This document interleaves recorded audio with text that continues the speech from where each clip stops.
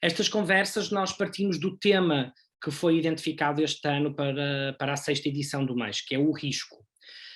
Explicar-vos que a discussão deste tema acontece em grupos de discussão em fóruns comunitários durante alguns meses, até chegarmos a um tema com o qual o coletivo esteja confortável.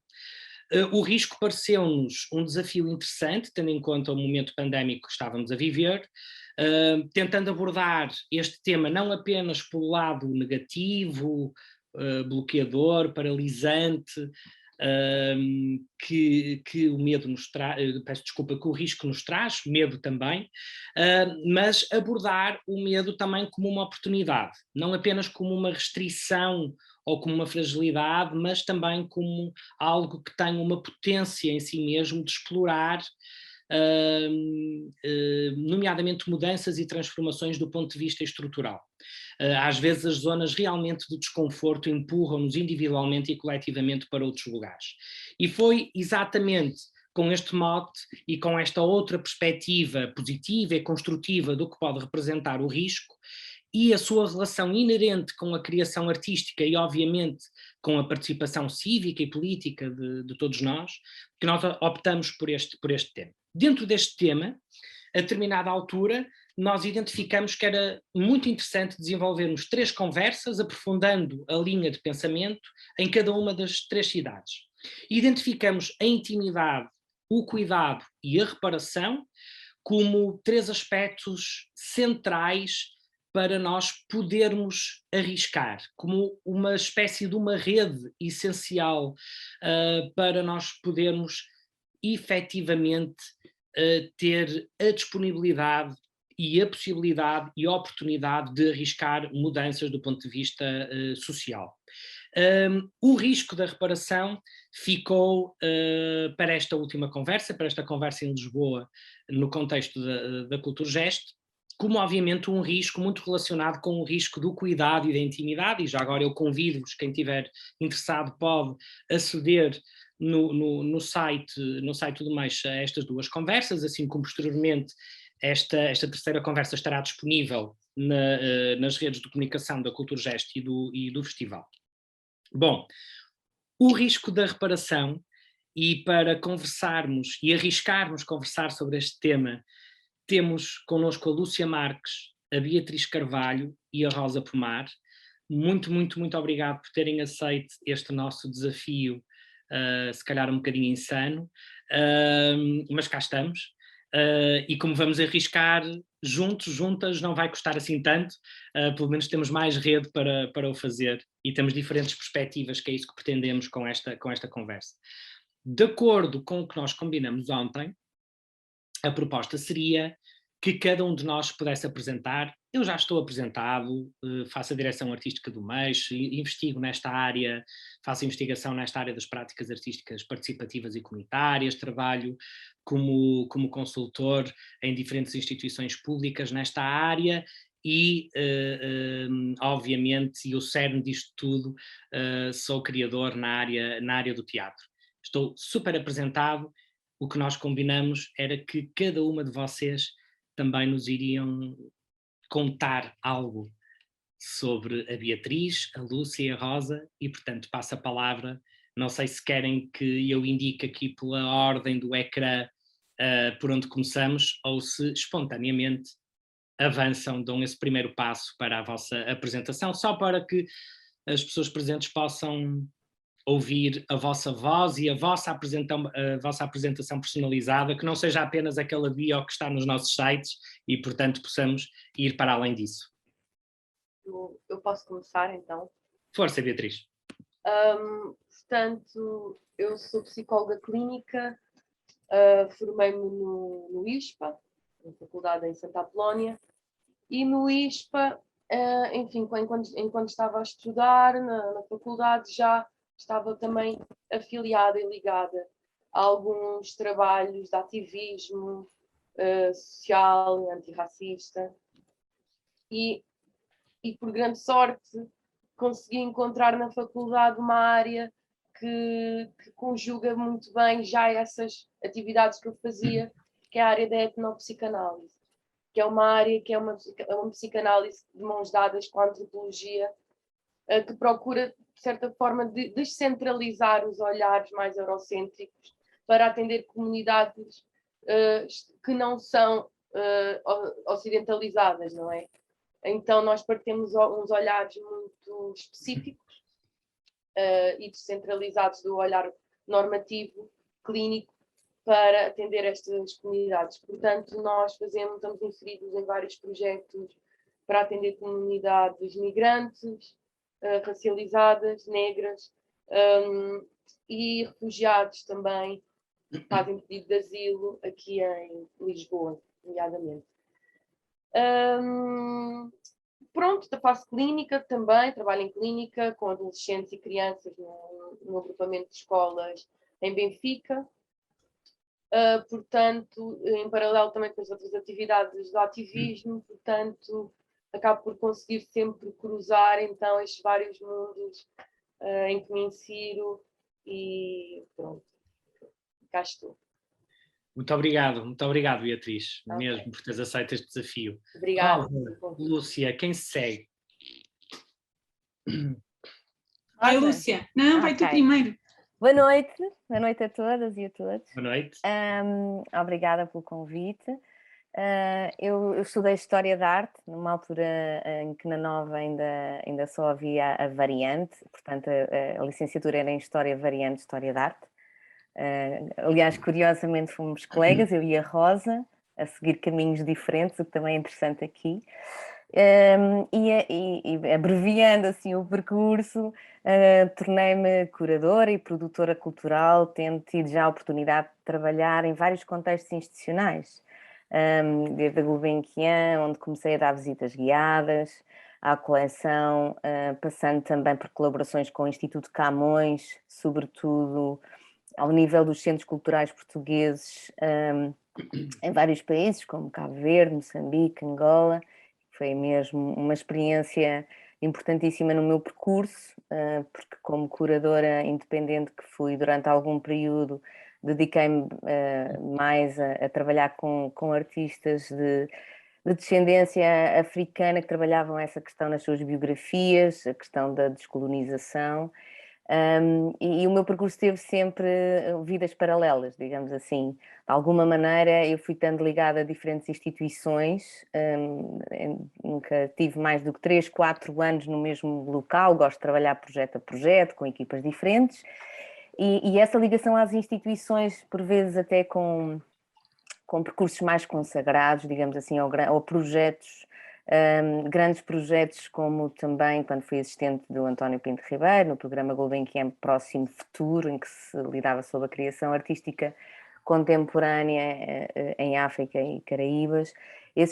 O facto de estar a trabalhar nesses grandes projetos permitia-me ter uma vida paralela, de colaborar com outras instituições, com associações como o Hangar, mais recentemente como a Largo Residências, para pequenos projetos para os quais não havia orçamento, para os quais não havia a visibilidade necessária e, portanto, tratava-se de dar essa visibilidade. E atualmente estou na Culturgest desde 2015, que foi a altura, foi no ano em que terminou esse programa que eu estava a referir, o Próximo Futuro. Comecei como assistente de produção na coleção, na equipa da coleção de arte contemporânea da Caixa Geral de Depósitos, que é gerida pela Culturgest, e neste momento encontro-me a coordenar a coleção.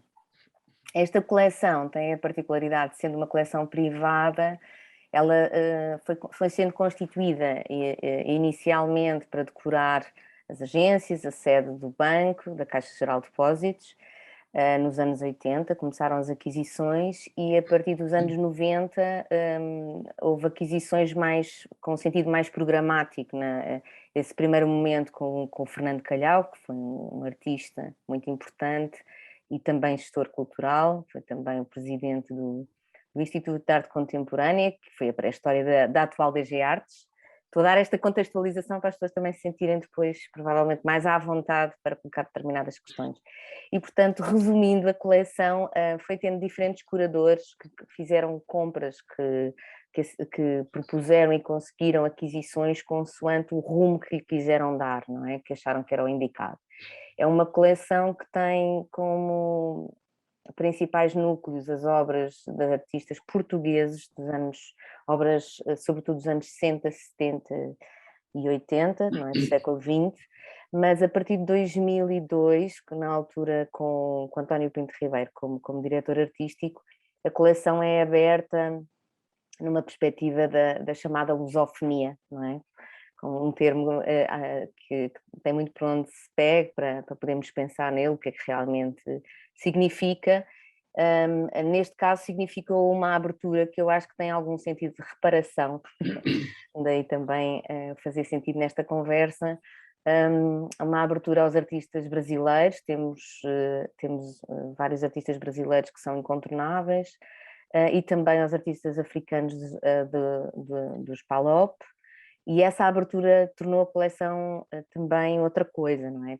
Tem também um núcleo de fotografia cuja compra derivou de uma exposição feita na altura pelo Jorge Calado, portanto aí tem vários autores internacionais, uns conhecidos, outros menos, mas também cria essa heterogeneidade dentro da coleção. Portanto é uma coleção que não tem um sentido único, e de alguma forma os curadores que a atravessaram foram tentando reparar no seu próprio sentido, consoante aquilo em que acreditavam, aquilo que era a coleção, aquilo que eles achavam que devia ser. Portanto, eu acho que trabalho com a questão da reparação constantemente, quanto mais não seja também pelo facto da conservação das obras de arte também implicarem muitas vezes a sua reparação, no sentido mais literal.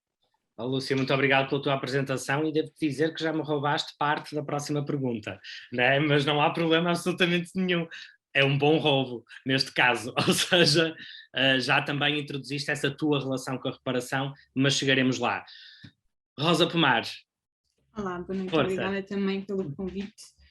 Ora, eu tenho sempre um bocado de dificuldade em explicar o que é que faço, mas a Lúcia também já fez o favor de começar essa parte. Eu sou formada em História, tenho já há muito tempo, no século passado, depois especializei-me na parte da História Cultural da Idade Média, entretanto também passei pelo Arco, coisas que acontecem, mas já há muitos anos, há cerca de 18 anos, que faço algum trabalho de investigação e de escrita sobre técnicas artesanais relacionadas com o têxtil.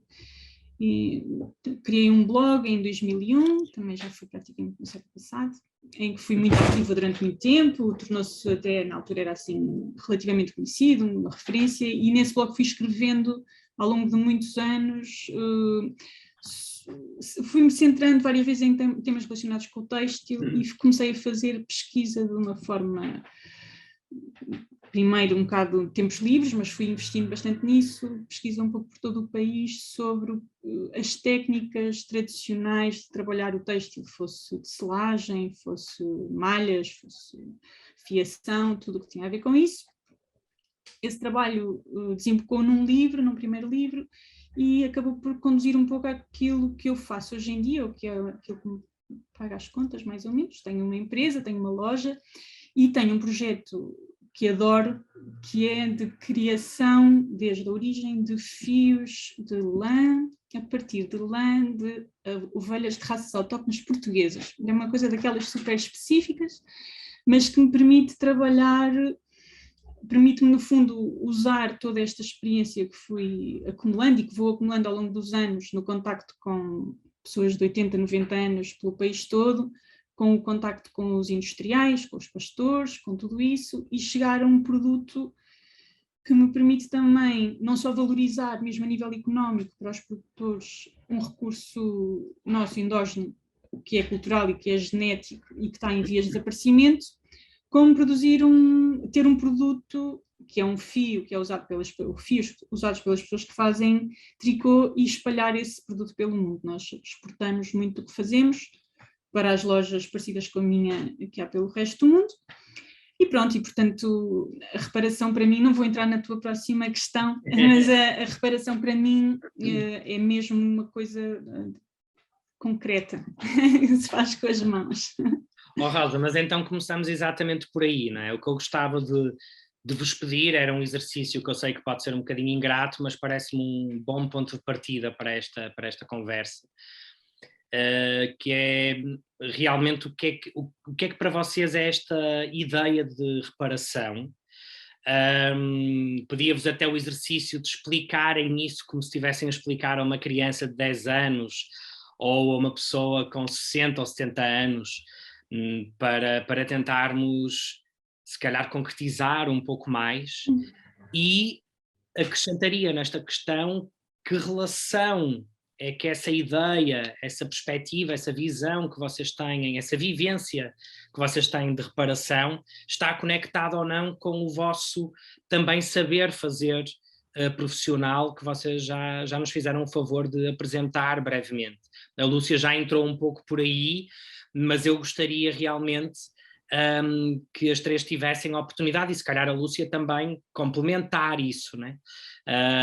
Se calhar agora começaríamos por ti, Rosa, pode ser? Até porque sim, já estavas ia sugerir que já estava embalada, exatamente. senão calmo e depois posso não voltar a abrir a boca. Para mim, há uma coisa que eu não referi, é que uma das coisas que eu faço no meu espaço é ensinar.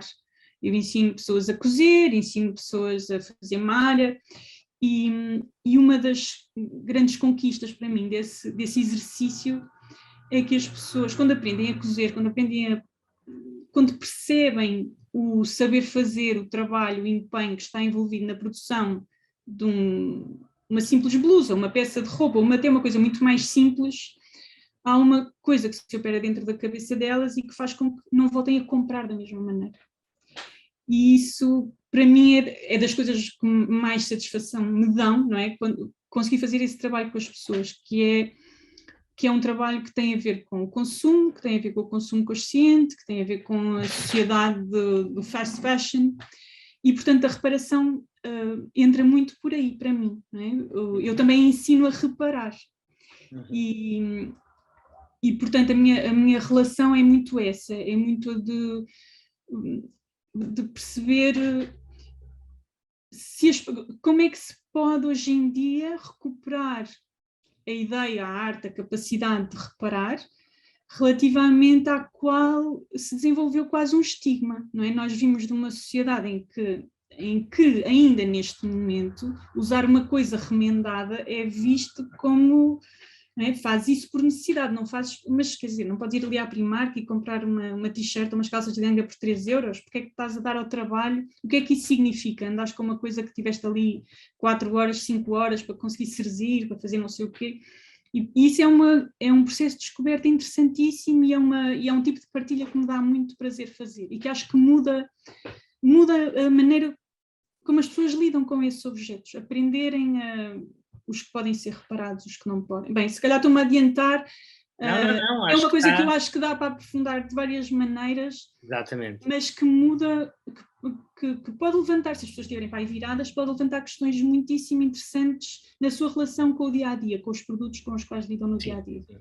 É muito interessante, só agora tentando sintetizar, Rosa, eu acho que já há aqui algumas coisas que tu levantas muito interessantes, ou seja, não é só o ato de criar, e neste caso muito relacionado com o tricotar, não sei se pode chamar assim. Sim, né? sim, claro, fazer malha, como se diz em português. Exatamente, portanto, muito interessante essa tua ideia de tu reparas, mas também ensinas os outros ou ativas a atenção dos outros para a necessidade de reparação e depois essa conexão com a sustentabilidade, não é? E com de alguma forma, o alerta para os padrões de vida que temos hiperconsumistas, não é? Portanto, tu acabas por tocar aqui. E imagino que também haja, inclusive, uma componente corporal neste teu... Estava-me a vir algumas imagens da minha avó a tricotar e realmente há uma dimensão também corporal e uma dimensão psicológica e emocional muito relacionada com este tato. Há um silêncio muitas vezes incluído neste trabalho. Eu acho que isso são coisas que podem ativar-nos alguns sublinhados para esta conversa. Muito obrigado, Rosa. Beatriz, Lúcia, quem se segue? Se calhar, Beatriz, como eu já entrei no tema, depois falava a seguir, só complementar, não sei. Está bem, está bem. Queria só comentar também o que a Rosa disse, fez-me pensar no percurso até às origens, para se poder fazer a reparação. Eu acho isso muito interessante, porque com o trabalho dela não deixamos de estar ligados à nossa ascendência, que estava mais diretamente em contacto com isso, não é? E depois também no projeto em que chegamos à lã da ovelha autóctone. Enfim, é um processo muito de chegar aos primórdios para aprender a reparar. E isso acho que até psiquicamente falando, acho um processo mesmo muito, muito bonito. E às vezes até nem conseguimos imaginar os efeitos que isto pode, o impacto que isto pode ter em alguém que está nesse processo, não é? Mas imagino que vejo como é rico mesmo. E agora, passando aqui para a reparação, para mim a reparação subentende sempre um dano, não é? E coloca-se sempre a questão de que quem é que é o responsável para reparar o dano, é quem sofre o dano ou quem é quem causa o dano, não é? E o que vou vendo, aprendendo, tanto pessoalmente como profissionalmente, é que eu acho que isso se faz em relação. É complicado alguém ver um único responsável, um único agente que possa reparar, mas há uma dinâmica, uma relação que pode-se criar para isto acontecer, e também por isso aí também penso nesta relação que vocês falaram da reparação, cuidado e intimidade. Realmente para mim faz todo o sentido. Profissionalmente, na atividade clínica, é uma coisa que mais vemos, não é? Que há muitos danos sofridos e sentidos e as pessoas não têm isso de uma forma muito consciente e têm tido e vão protagonizando coisas nas suas vidas. São algumas estratégias que acabam por ser ineficazes, não gosto muito desta palavra, mas enfim, acabam por ser ineficazes na resolução destas reparações, não é? Então, com as pessoas na clínica, nós procuramos fazer este caminho de abrir a porta para qual é o dano, não é? E quem é que nós estamos a tentar procurar que resolva este dano. Então, o dano acaba por se ir solucionando nem na relação de intimidade com o terapeuta, não é? A reparação vai sendo elaborada aí e, claro, que a partir daí depois esta aprendizagem desta relação que vai abrindo estas portas vai ser passada para o mundo lá fora real, fora do consultório. Mas a ideia é sempre poder elaborar outras coisas, outras soluções, através de outros pensamentos que possam ser feitos em cima dos que já existem, não é? Para poder refletir. E acho que, indiscutivelmente, a reparação é um processo, não pode ser um momento, já está, não é? É algo que vai acontecendo, é um processo que pode ser feito. Exatamente. E agora ainda tenho tempo só para falar aqui mais um bocadinho. Claro que sim. Deixa-me só introduzir, porque eu acho que tu disseste aí algo de fundamental e avançamos depois para o restante que nos vais dizer, que é um pouco para essa ideia da reparação, ou seja, a reparação é algo que nos leva a partir do zero numa construção de algo que é novo, ignorando o que está para trás, ou pelo contrário, é uma integração daquilo que nós temos para trás, desse passado, transformando e mudando este presente e, portanto, também podendo projetar um futuro distinto, não é? Porque eu acho que às vezes há muito esta ideia associada à reparação de que nós vamos transformar alguma coisa em algo novo, havendo quase uma ideia de ruptura com o que está para trás. Eu acho que tu sublinhaste isso de alguma forma, essa ideia de que quando falaste do regresso aos primórdios, não é? Para podermos reparar, que me parece fundamental aqui sublinhar. Sem dúvida, acho que tem que haver acho que temos de ter uma narrativa sobre como é que nos vamos fazendo, como é que nos vamos transformando. É um bocadinho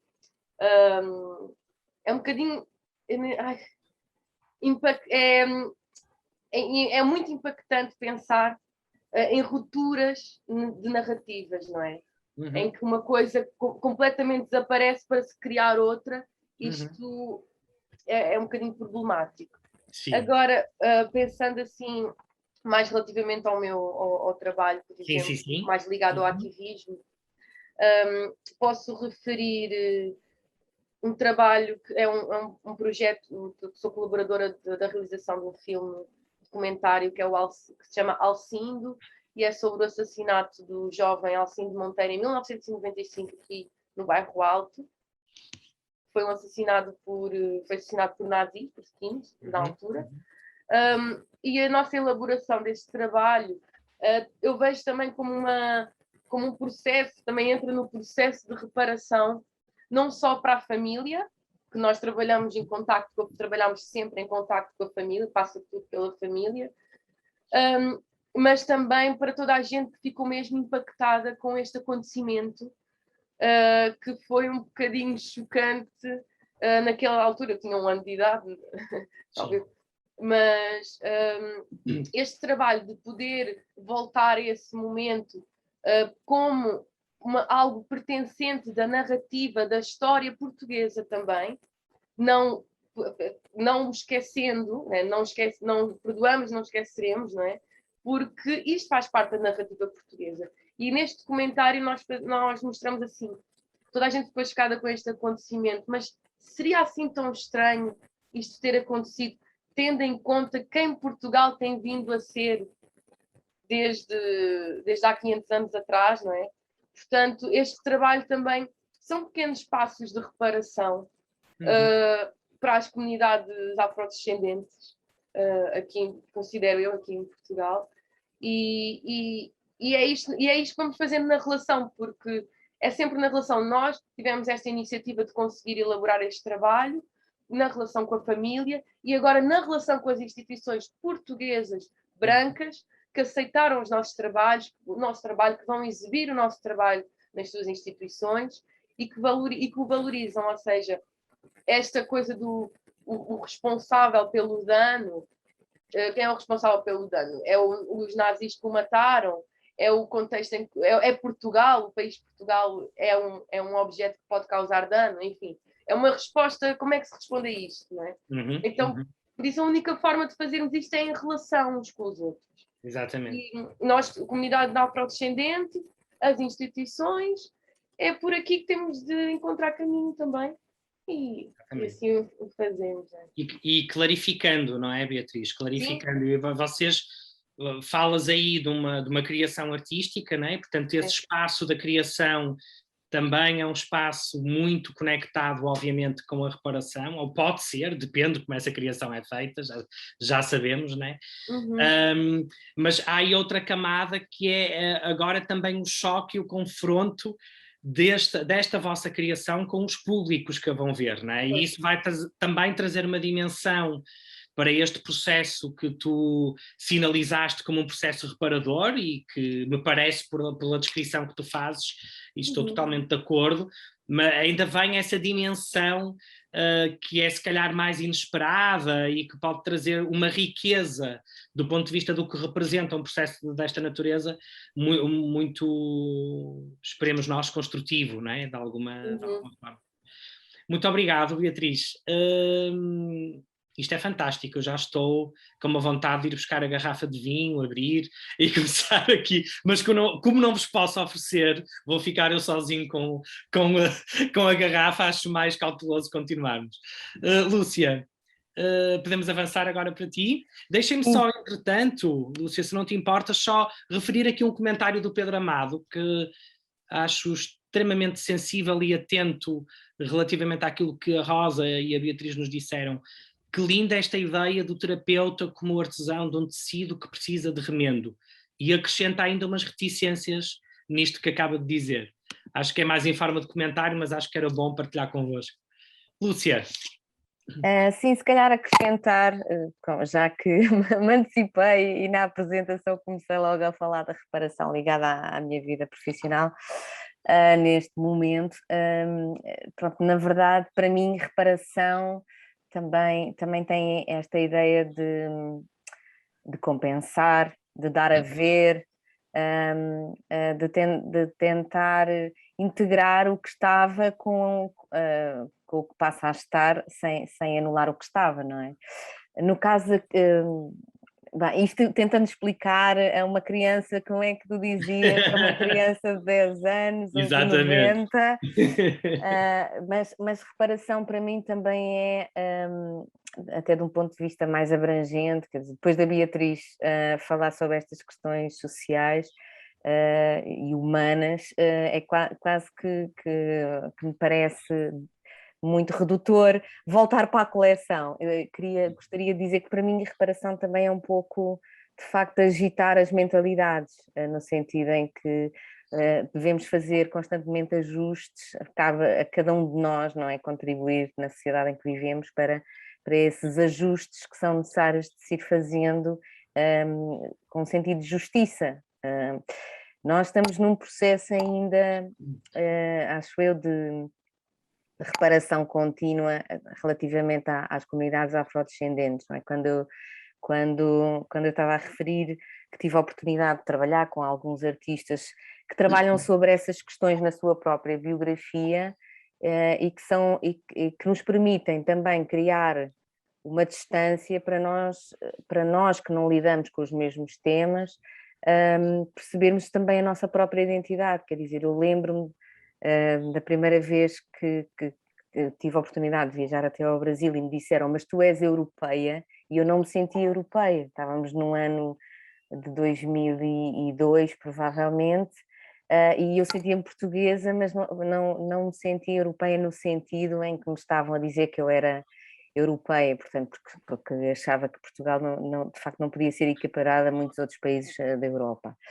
Mas e, portanto, acho que para mim esta palavra, o risco de reparar, em primeiro lugar, tem a ver com estas questões sociais, não é? De nós mudarmos a nossa mentalidade, nós realmente fazermos a descolonização das nossas mentes, porque, de facto, como portuguesa que sou, senti muitas vezes uma culpa enorme por tudo aquilo que foi feito pelos nossos antepassados, não é? E basta olhar em volta para perceber que há tanto por fazer. Portanto, para mim esse é mesmo o sentido mais urgente da palavra reparação. Depois, no meu contexto profissional, quer dizer, a criação artística também pode e tem um papel importante a desempenhar, quer porque coloca problemas, coloca questões, desafia limites, e para nós podermos ter esses objetos connosco ao longo de várias gerações, para eles continuarem a questionar e continuarem até a ser abordados em função do contexto a partir do qual estão a ser lidos, não é? Porque são reinterpretados, eles têm também ser cuidados, e para mim reparar é cuidar. E como um curador faz, também cuida para dar a ver, para fazer com que o público repare noutra maneira de ver as coisas, de pensar, e por isso é que vale a pena fazer exposições a partir de um núcleo, por exemplo, no caso da coleção da Caixa Geral de Depósitos, que é um núcleo que está muito estável, porque as aquisições regulares pararam em 2008 e, portanto, o que nós fazemos é convidar curadores de perfis muito diferentes, homens, mulheres, gerações diferentes, muitos deles estrangeiros a residir em Portugal para ter uma outra abordagem, e muitas vezes eles até escolhem as mesmas obras, mas abordam-nas de maneira totalmente diferente, e ao dar a ver, ao fazer com que as pessoas reparem nas mesmas obras de outra maneira, também estão a reparar a história, porque de facto também acredito que a história tem que ser reescrita, tem que ser continuamente reescrita, não é? A história é feita por humanos. Isto para falar assim num ponto de vista mais abrangente sobre a ideia de reparação que vem logo à cabeça.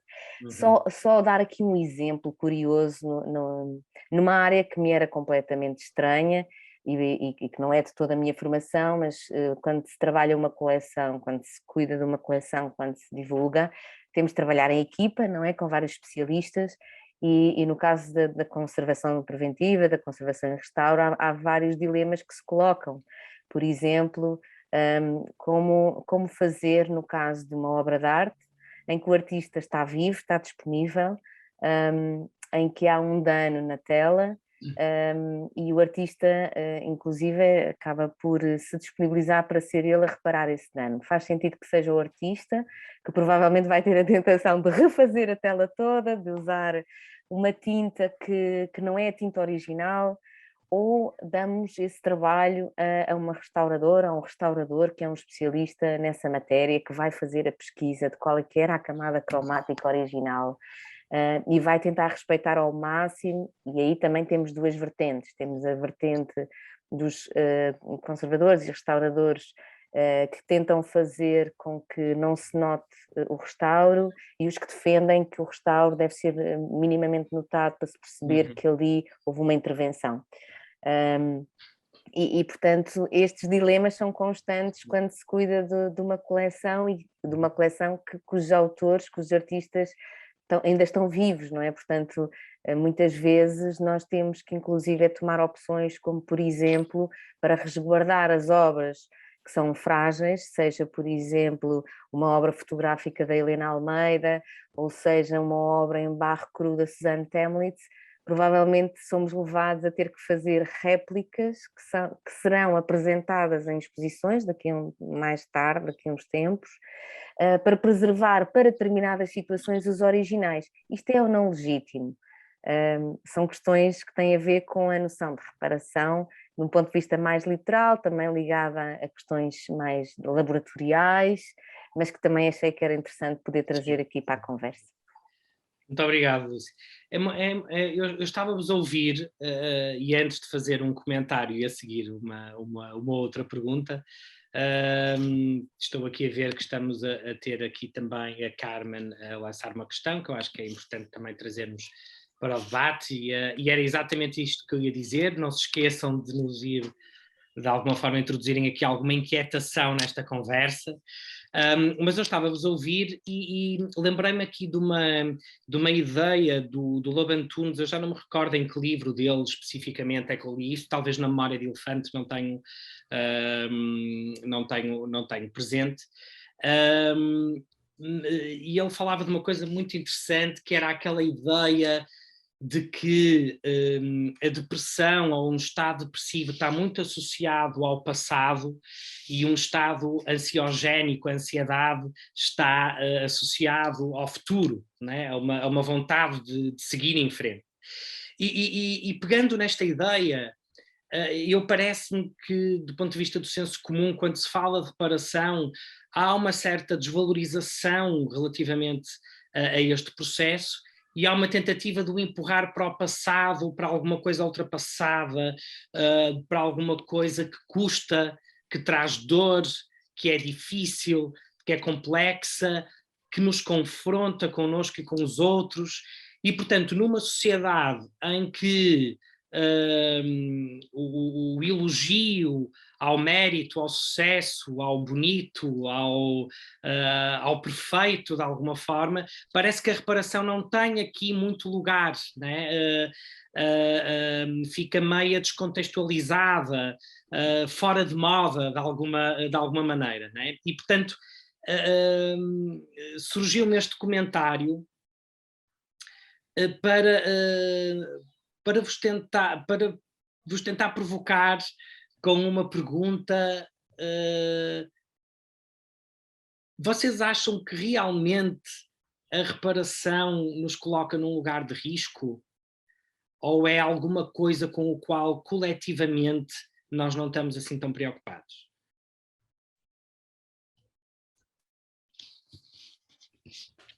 Eu posso só dizer, queria só dizer uma coisa que me veio à cabeça quando a Lúcia estava a falar há bocadinho, que não responde exatamente àquilo que tu estavas a perguntar, mas tem a ver com a questão do passado e do futuro. E a Lúcia falou num sentimento de culpa projetado no passado, não é? E na minha concepção ou prática da reparação, a culpa é uma culpa relativamente ao futuro, é uma culpa relativamente àquilo que o sobreconsumo está a fazer, está a empenhar o futuro das próximas gerações. E, portanto, eu ao ostentar ou vestir ostensivamente uma peça visivelmente reparada, e agora um parênteses aqui para dizer que existe toda uma trend neste microcosmos em que eu vivo, que é o visible mending, que é precisamente o ato de reparar de uma forma ostensiva. Perdi-me o raciocínio, mas pronto, mas tem a ver com isso, com esta culpa projetada no futuro e não no passado. Sim, sim, sim. Mas eu acho que o que tu acabaste de dizer, Rosa, está relacionado um pouco com esta provocação que eu vos fazia, não é? Ou seja, realmente é arriscado reparar. O ato de reparar é alguma coisa que nos coloca, enquanto indivíduos, enquanto coletivo, num lugar de risco ou não?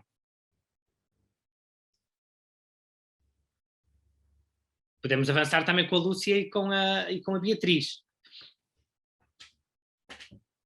Sim, eu acho que é um risco, tal como as relações humanas implicam risco.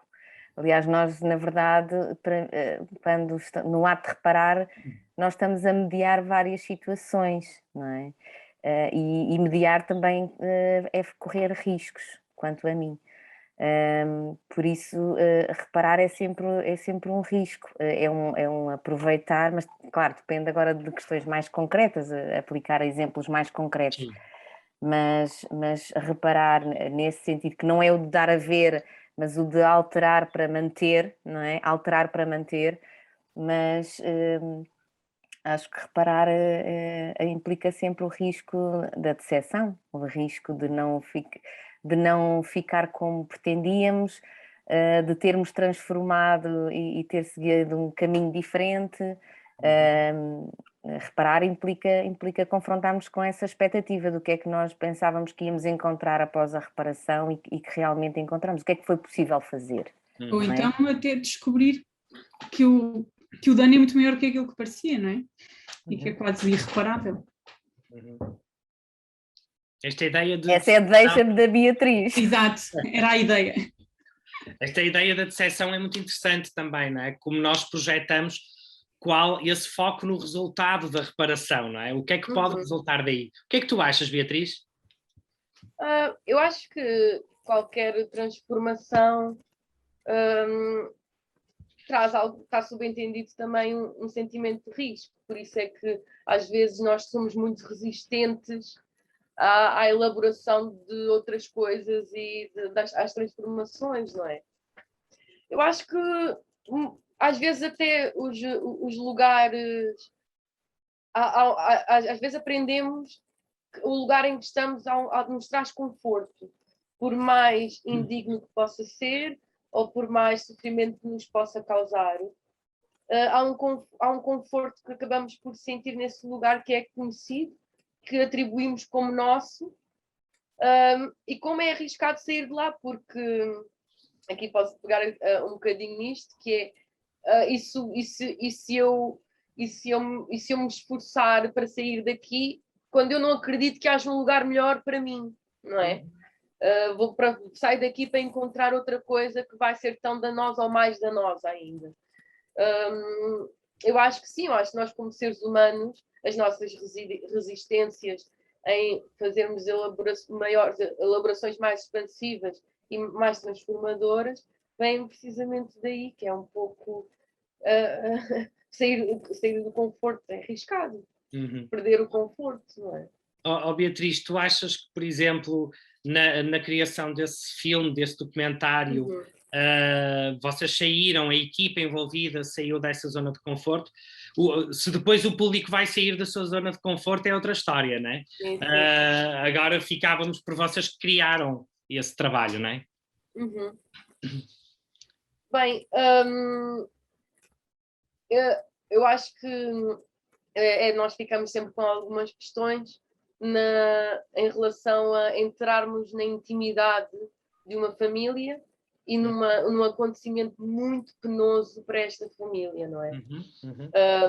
Isto foi a maior dificuldade para termos arriscado, ou seja, o que tínhamos ainda mais cá dentro que nos fazia temer, não é? Fazermos este passo.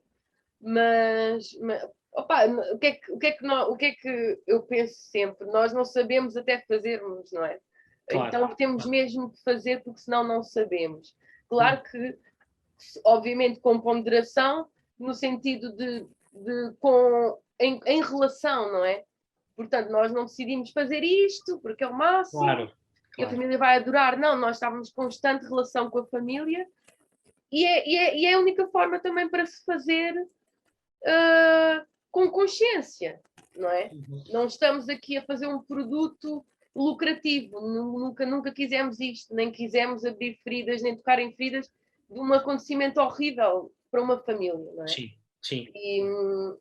Mas conseguimos formar esta relação e conseguimos ir elaborando e percebendo o que é que mesmo dentro, o que é que mesmo saindo do conforto de cada um consegue entender até onde é que consegue, até onde pode chegar. E a verdade é que a coletividade ajuda muito nisso, não é? Eu acho, a coletividade ajuda-nos a sair um bocadinho da zona de conforto porque dá a sensação de amparo. Não só dá a sensação como é mesmo um amparo concreto, não é? Muito bem. Obrigado, Posso Beatriz. só fazer um Estamos comentário aqui. já agora? Claro, Lúcia. Desculpa. E a seguir ao Mas- teu comentário, vamos a 2 perguntas e Ok. comentários que temos aqui, também para introduzir mais gente nesta coletividade, como a Beatriz estava a dizer, não é? Sim, achei que podíamos ligar aqui o que as três temos vindo a dizer a partir das nossas perspectivas com a ideia também de restituição, não é? No caso do documentário em que a Beatriz está envolvida, há uma restituição também de uma dignidade através da produção também de memória, não é? Sobre o que aconteceu. Acho que no caso da Rosa ela também contribui muito para essa restituição, não apenas daquilo que é considerada a nossa tradição, mas daquilo que pode continuar a ser nos dias de hoje, de outra maneira.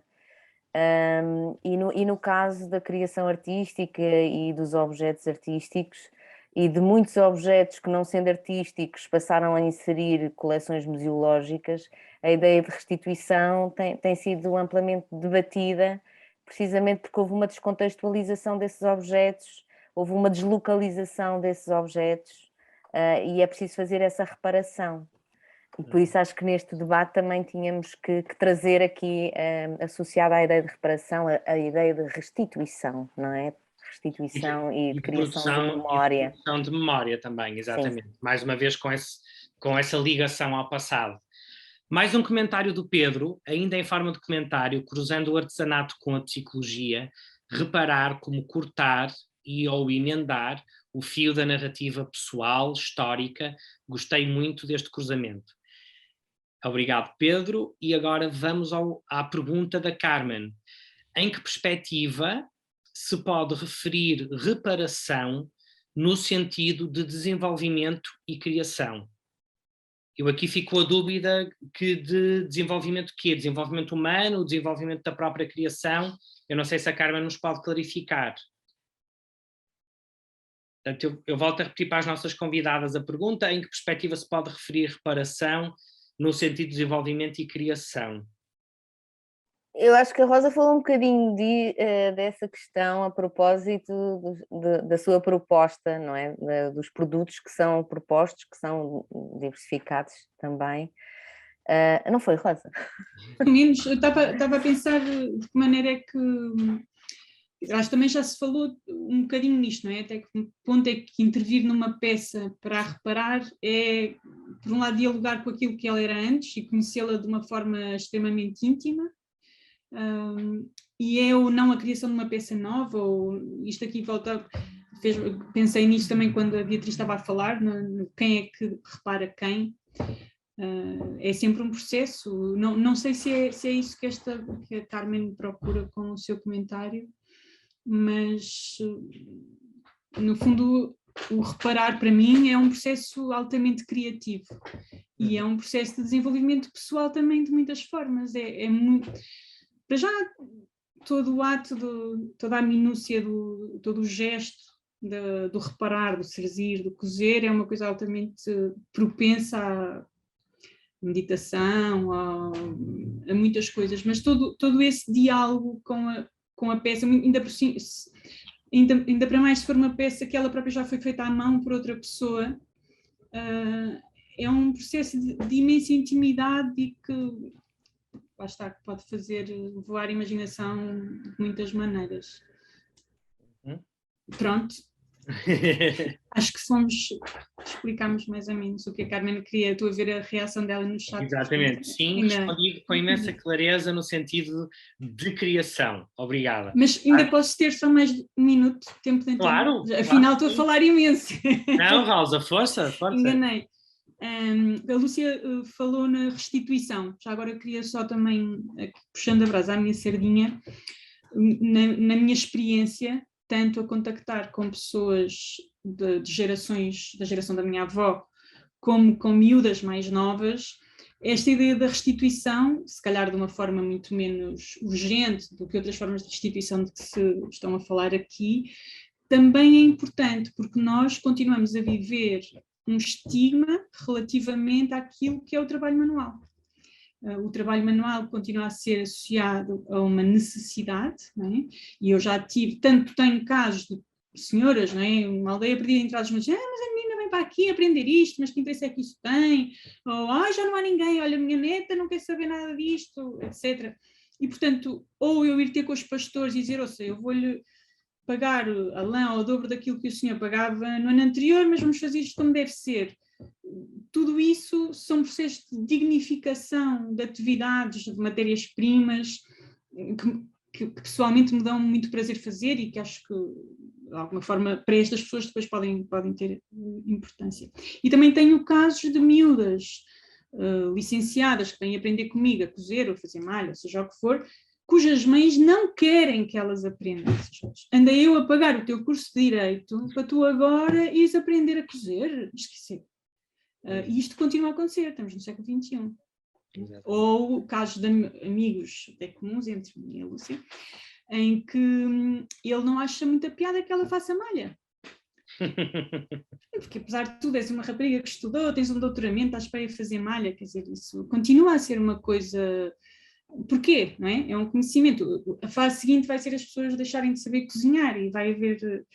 Não é? Há 50 anos não sabíamos trabalhar com computadores, mas sabíamos fazer muito mais coisas.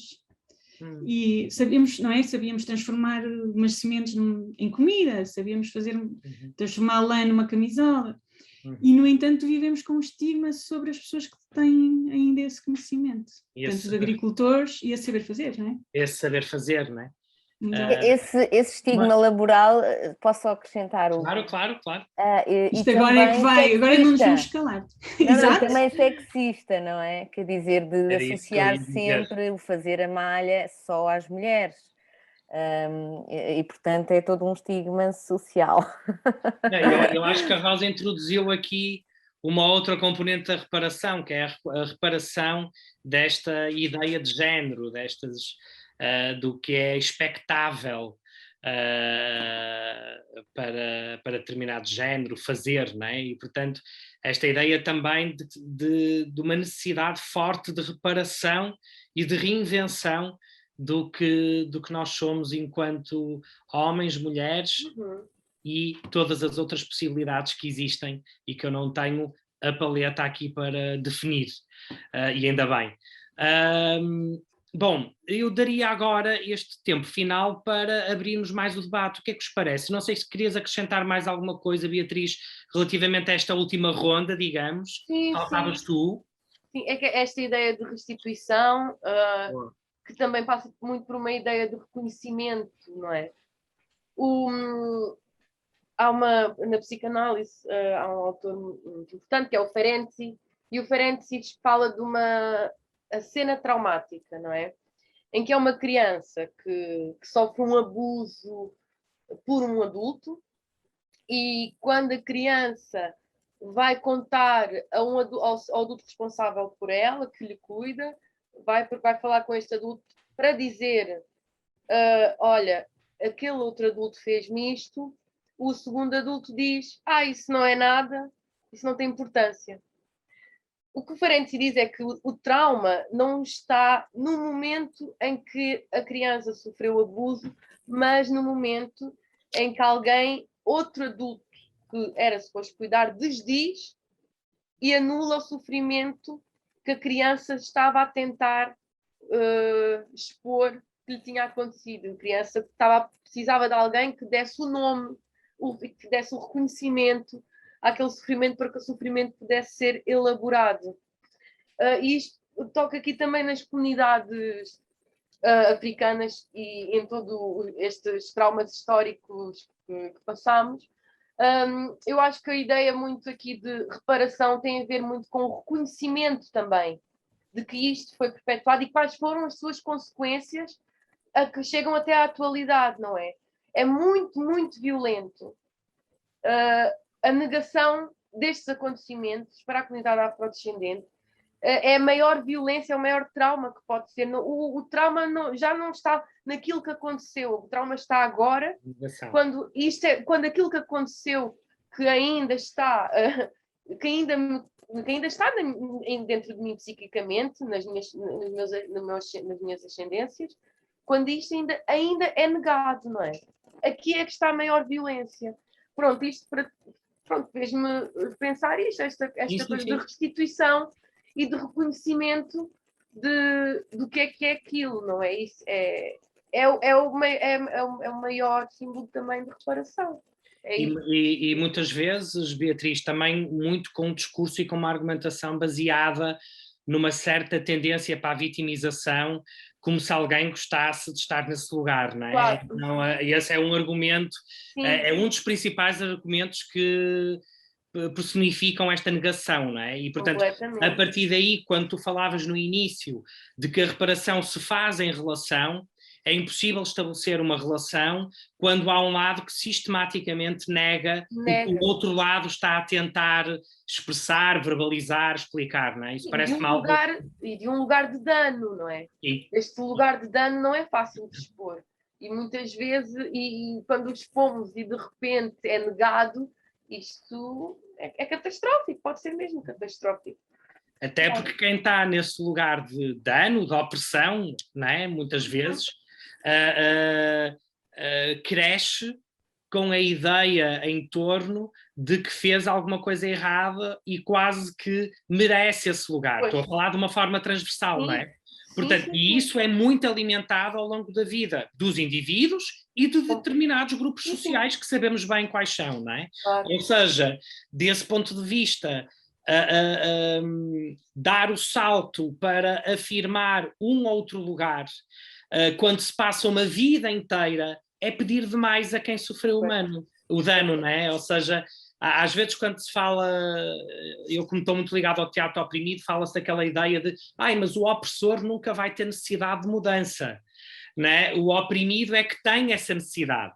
Bom, mas antes de ter essa necessidade, ele tem todo um caminho para entender, nomeadamente, que é algo de uma opressão e que alguma coisa estruturalmente não está bem e que não é uma culpa individual e sozinha e solitária, não é? Então isso é algo de fundamental. E por isso é que o ativismo é tão importante, os movimentos sociais, o associativismo, porque nós podemos entender nestas situações que há muita gente a passar e a sentir o mesmo que nós sentimos, não é? E isso torna-nos mais humanos, de alguma maneira. Sim, sem dúvida. Eu acho que o movimento negro, o crescimento e a ação nas ruas faz toda a diferença para uma criança negra que ouve o professor fazer comentários racistas relativamente à história de Portugal e a criança negra diz, olha, atenção professor, não é bem assim.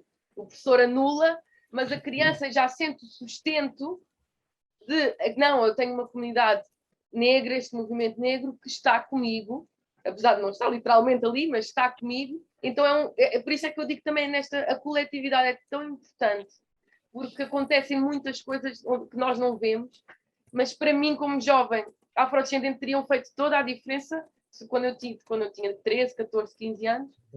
Mas pronto, mas é super. É uma rede, não é? É uma rede de amparo. Como estava pegando na palavra que tu usaste há bocado e que também traz esperança nesta questão da reparação. Eu também gostava só de acrescentar também, pegando ligando à ideia de reconhecimento que a Beatriz falava, pegar também nesta questão que por vezes os negacionistas, os que negam que há racismo, e que são os primeiros, provavelmente, a ter atitudes racistas, mesmo que não tenham consciência delas, muitas vezes enredam-se na ideia da meritocracia. Ora, nós sabemos que não há igualdade de oportunidades para todos realmente, não é? Porque vimos de contextos muito diferentes. E esse estigma que a Beatriz fala é um estigma que até, por exemplo, que as comunidades afrodescendentes, portanto, nascidas em Portugal e que estão constantemente a ser perguntados, mas de onde é que tu és? Ou eu nasci em Portugal, eu nasci em Lisboa, eu nasci em Cascais, eu nasci no Porto. Sim, mas vens de onde? Os teus pais eram de onde? Não nasceram cá. Não, mas então os teus avós, por causa da cor de pele, não é? E de facto não há essa igualdade de oportunidades, portanto nós não podemos enredar-nos nesse critério, nesse argumento da meritocracia de uma forma cega, porque realmente não partimos todos do mesmo lugar, não é? E nesse sentido há todo um trabalho ainda a fazer, que nos últimos anos tem tido acolhimento também, porque estes afrodescendentes tomaram a palavra, não é? Enquanto que a geração dos pais, muitos deles vieram na situação até de retornados, e portanto também por realidades que me são próximas, com algum receio, muitas vezes diziam aos filhos para não levantarem a voz, para não reclamarem determinadas situações, e os filhos que entretanto reclamam o facto de não lhes ser atribuída a nacionalidade portuguesa, até em muitos casos, não é? Por falta de papéis, as mais diversas situações que ainda não estão resolvidas, já estão num contexto diferente e já reclamam de uma forma totalmente diversa esse lugar de fala, e que a Beatriz agora refere que não havia quando tinha 12, 13 anos, mas, por exemplo, a minha filha é mulata, tem 7 anos, e ela tem uma possibilidade de crescimento com essa rede que era impensável há 15 anos atrás.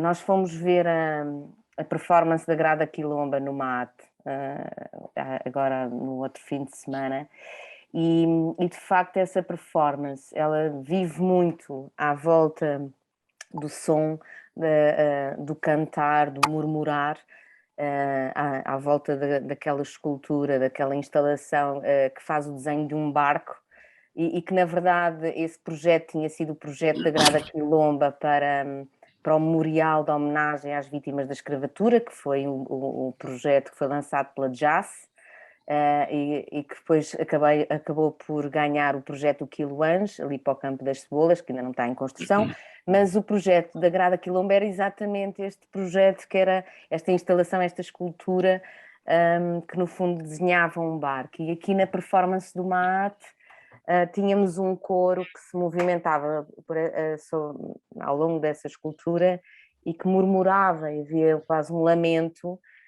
e que ambas sentimos que era uma homenagem a todas as vítimas destes últimos 500 anos, quer dizer, e ela tem só 7 anos, mas de facto sentia-se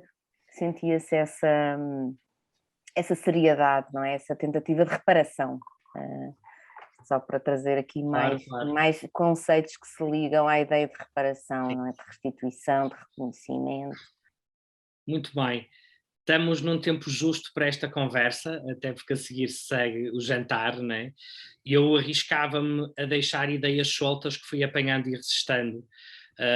Perdoem-me as fantásticas convidadas e também a quem nos esteve a ouvir e que foi participando, não vai estar minimamente à altura, mas eu arrisco-me a deixar aqui algumas ideias, algumas palavras chave do que fomos discutindo.